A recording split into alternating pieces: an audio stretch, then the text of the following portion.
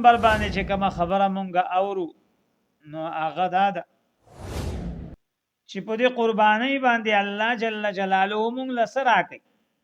څه ثواب په دې باندې مونږ ته میلاويږي څومره ثواب په دې باندې مونږ ته میلاويږي څوک چې دا عمل کوي لکونو په تعداد باندې فرزندان اسلام په دغه ورځې دغه عمل کوي نو دوی ته بس میلاويږي نبی اکرم صلی الله علیه وسلم په دې حدیث کې فرمایي چې د غټ اختر په ورځې د بنی آدم په عملونو کې الله ته د قربانۍ د عمل نه بل څه شی زیات غوړه نه ټولو کې زیات خوخ عمل د بنی آدم د غټ اختر په ورځ او ټولو نه زیات چې دینو الله ته نږدې عمل او د الله درته نږدې کوونکې عمل چې دی هغه د قربانۍ دی چې د قرباني وکړي نبی کریم صلی الله علیه وسلم فرمای چې دا دومره لوی عمل دی چې د چې کم ساورې حلالي ذبح کوي نو دا ساورې په ورځې د قیامت با کله چې دا بنی آدم حساب ته د الله دربار ته ځي د الله عدالت ته ځي نو دا ساورې به صحیح سالم په هغه صورت په کم صورت کې چې د ذبح کولو نه مخکې دا اغسته روغ موټ مونږه ورو کنه علماونه وایي چې ساورې ګوري نو صحیح سالم به ګوري چې صاحب پکې نه سترګې برابرۍ اخکری برابرۍ لکۍ برابرۍ ګډ نه خوار نه دا ډېر اعلی عمل دی کنه قرباني باندې الله ته بنده نږدې کیږي دا الله درته نږدې کیږي نو چې په کوم عمل الله ته بنده نږدې کیږي نو هغه په اعلی طریقې سره پکار دی نو د قربانۍ په شروطو کې دا خبرې مونږ اورو د علماونه چې ساورې د سکتل پکار دي چې هغه عیبدار نه هغه کې عیب نه نو خلک ګرځي او ځان نه چې دینو بے عیب ساورې ګوري نو وای څنګه چې د ذبح کولو نو مخکې دا ساورې صحیح سالم بے عیب راويسته دنیا کې د قشانت پیغمبر علی السلام فرمایي لا یاتی یوم القیامت بقرونها واشعارها وازلافها چې د قشانت بده صحیح سالم سره د خپل د خکرو سره د خپل د ویختو سره د خپل د چې دینو د کرسوندو د هر یو شی صحیح سالم روغ بد الله دربار ته په عین هغه وخت چې د حساب ته مخامخ کیږي دا سورې به سره راځي څومره خوش قسمته بیا خلک چې ځواني ته ورسی او بیا تر مرګ پورې هغه نه دا عمل نه پاتې شي څومره ساوري به دا غسره ورځ د قیامت چې دینو دا به حاضر کیږي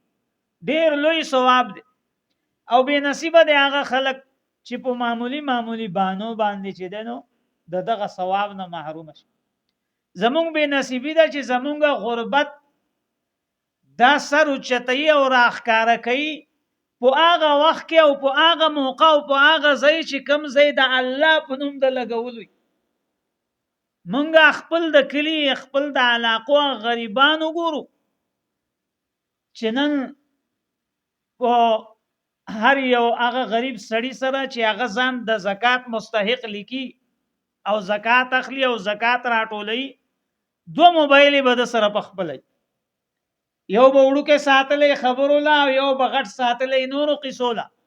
د دې پیکجی بده کوي د غریب نه د لمنګي نشته دغه شانته به د ټبر سره هم موبایل هغه جدا پیکج دی بیا د وړو سره چې دنو جدا دي دا ټولي پیکجی بده کوي او په دې کې د پیسې لګي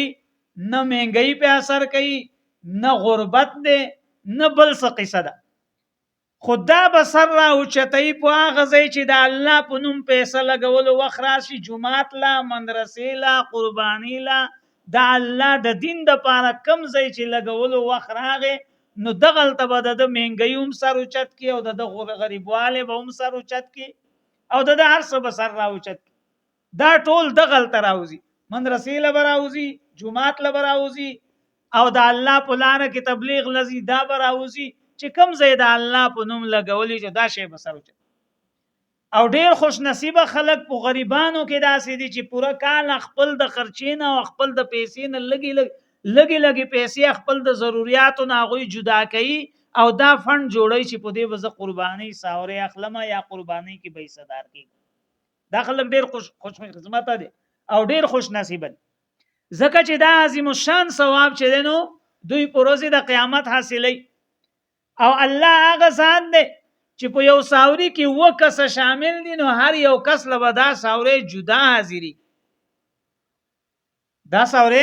هر یو تن له جدا حاضريږي او داغه په عمل نامه کې به تلل کېږي ډیر عظیم الشان ثواب دی خو ډیر به نصیبه خلق دی چې په معمولی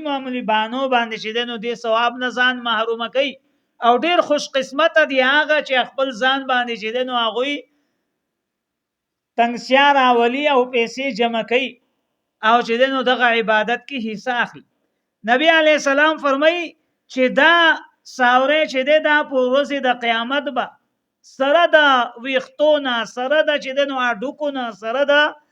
د پوره جسم نه صحیح سالم براويسته کی میدان محشر کې عملونه بتلل کېږي حساب چې د سره کېږي نو یو ځای کې به صرف د عمل تلل کېږي په بل ځای کې بیا به دې تلل کېږي او بل ځای کې به د ایمان تلل کېږي او بل ځای کې به د سره د عمل نه تلل کېږي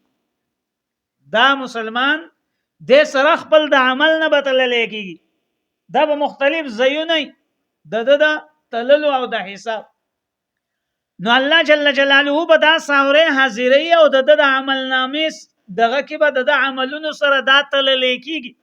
عملونو له الله وجود ورکي مزد کوي روزه دې نسی دغه عملونه د دې مونږ ته سناخ کاری دله به پروزي د قیامت الله وجود ورکي او دا به تلل کېږي کله به یو ځای کې به عملونه تلل کېږي بل ځای کې به سړې تلل کېږي چې د کیسومره ایمان دی بل ځای کې به دا عملونه او د دواړه تلل کېږي نو کوم ځای چې د عملونه او د تلل کېږي د غلطه به دا ساوره حاضر کی دا به الله تعالی الله حبیب علیه السلام وای چې دا دومره غټ عمل دی د قربانی او دومره خوخ عمل دی الله ته چې دا ساوره صحیح سالم براو تلل شي او د هر یو اندام په عوض کې به د جدا ثواب ملوي او یو وختب ورته یو نیکی ملاوي صحابي حضرت مقداد ابن اسود رضی الله عنه نبی علیہ السلام نے تپوسو کو وما هذه الاضاحي یا رسول الله اے دا الله حبیب دا قربانی څه شه د دې مونږ ته لګ وضاحتو کا بیان کدا څه شه دي